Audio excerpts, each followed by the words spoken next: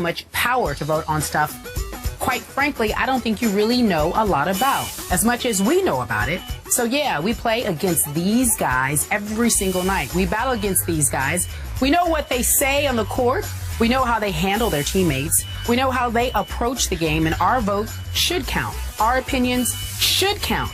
Like I said, I don't think you guys know as much as we do, and I don't see why you have more power than we do. Wow.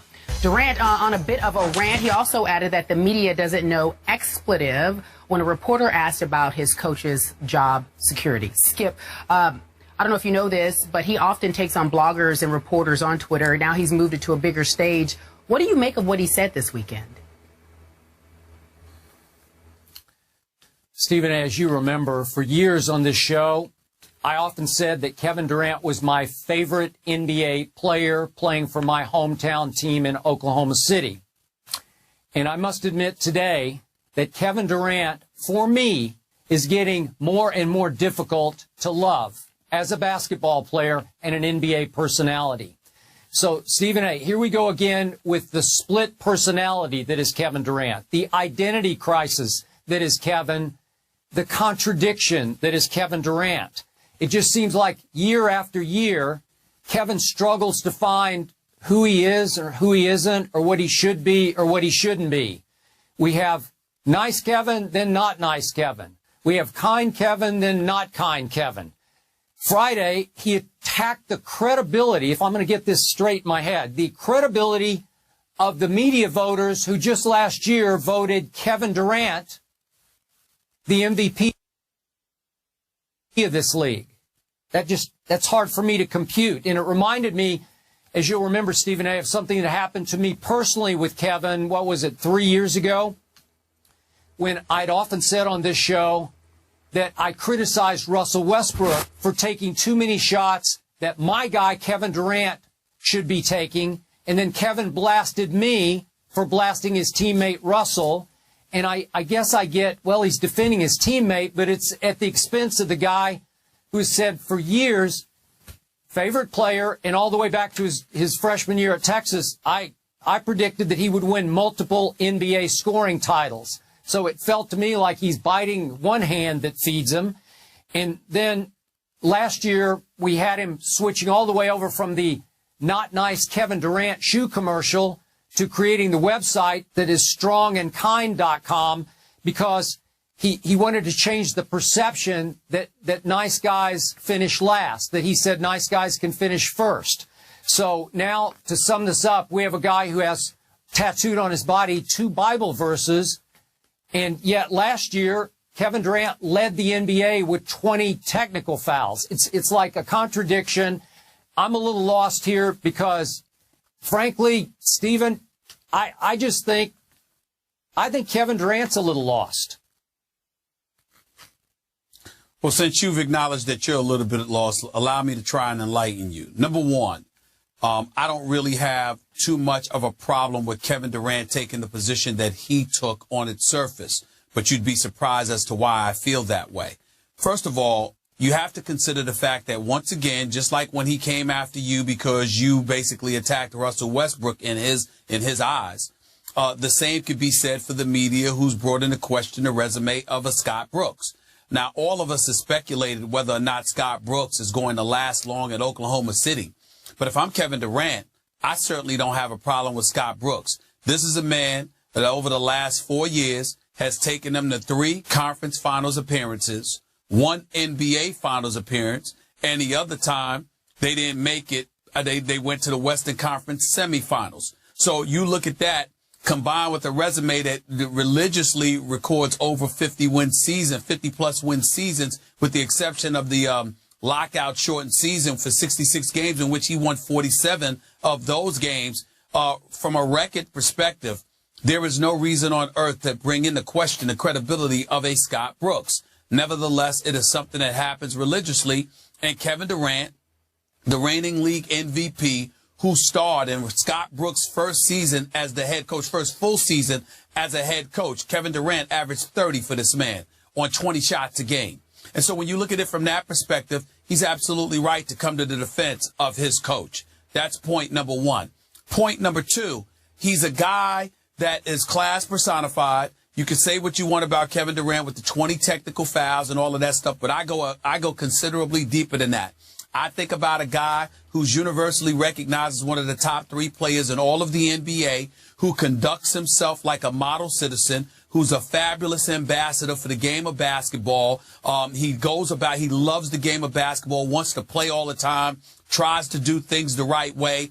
You don't hear about any nonsense concerning him off the court, not once. This guy's reputation is absolutely positively impeccable as a human being. So all of those things being considered, him being 26 years of age, being as flawless and impeccable as he is as a person when it comes to off-the-court behavior, coming to the defense of his teammate, Russell Westbrook, his coach now, Scott Brooks, I think it's something to be commended for. Now, from a macro perspective, I will say this. Do I think it was totally wise? No, I don't, because I think that Kevin Durant is inviting unnecessary heat down upon himself. But the number one reason I like it, Skip, despite everything that I just broke down, the number one reason I like it is because Kevin Durant gave us some insight into how most, if not all of these dudes, and not just in the NBA, but professional sports feels about the media. I like that. I like the fact, my attitude is if we're at war, say we at war. If, call a spade a spade. Let's get it on. It's not a problem.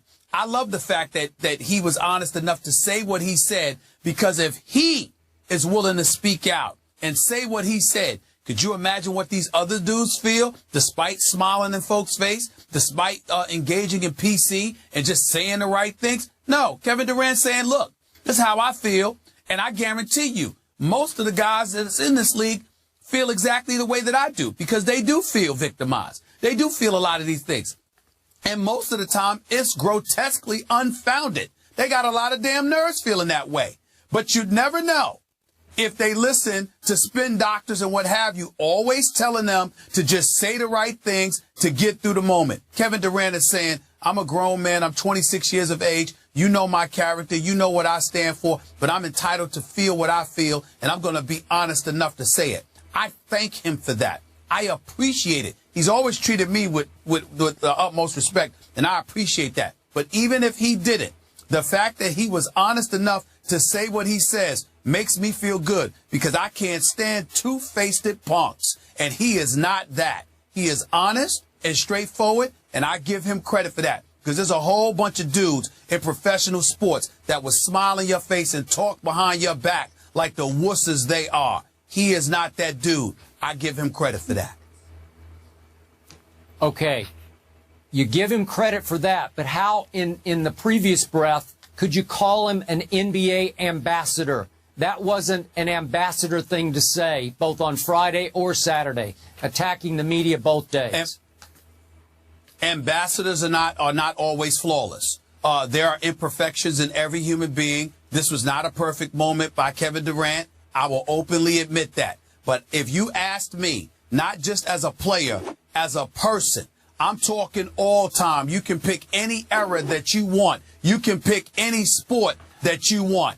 You give me the top 5 overall individuals on the court, off the court. Greatness on the court or field of play. Greatness off the court or field of play. I'm picking Kevin Durant as a top 5. This dude does not get into trouble. He doesn't act silly. He doesn't engage in childishness or whatever. He feels the way he feels. It comes from a genuine place, Skip. He's coming to the defense of his coach. We might not agree with how he handled it this past Saturday, but by and large, his resume is pretty impeccable. I take him any day of the week. He can start for my franchise. Okay, I get that, but let's separate person from player. Stephen A., when I talk to guys I know, GMs, personnel people, coaches around the league, everybody's talking now about, wow, will Scott Brooks survive if they don't get to the NBA Finals this year? Do you hear that from people? I think it's a legitimate question to ask Kevin. He doesn't have to kill the messenger who asked that question. But he believes it's illegitimate. he doesn't believe any legitimacy should be to it. And when a reporter asked him the question, maybe Kevin Durant would have said, them GMs, those executives, those coaches don't know what the hell they're talking about too. If the reporter had specified, look, around the league, this is what they're saying about your coach. I took it more as him coming to the defense of Scott Brooks than him lambasting the media. Again, it wasn't wise for him to do. I think that now he's put himself under a microscope, and if he slips up, he's going to see a different side, because a legitimate argument can be made that nobody has been treated, very few people rather, have been treated better than Kevin Durant by the media. The media has clearly been incredibly kind to Kevin Durant. So him of all people saying that, I get it. But I'm saying, what was the impetus for it? The impetus for it was him coming to the defense of a coach in 5 full seasons as a head coach after going out in the first round in 2009, 2010. They've been to a conference finals, the finals, the semifinals, back to the conference finals. That's okay, 3 conference finals. Okay. All right. Last quick point. You and I have disagreed on this before, but it bothers me a little that even last week, or it was maybe 6-8 days ago, Kevin Durant was caught in a clip that went viral on YouTube screaming an expletive after he hit a shot. I'm a bad you-know-what. And again, you can say, oh, that happens all the time. But trust me, LeBron wouldn't yell that. Tim Duncan wouldn't yell it. Chris Paul wouldn't yell it. Steph Curry wouldn't yell it.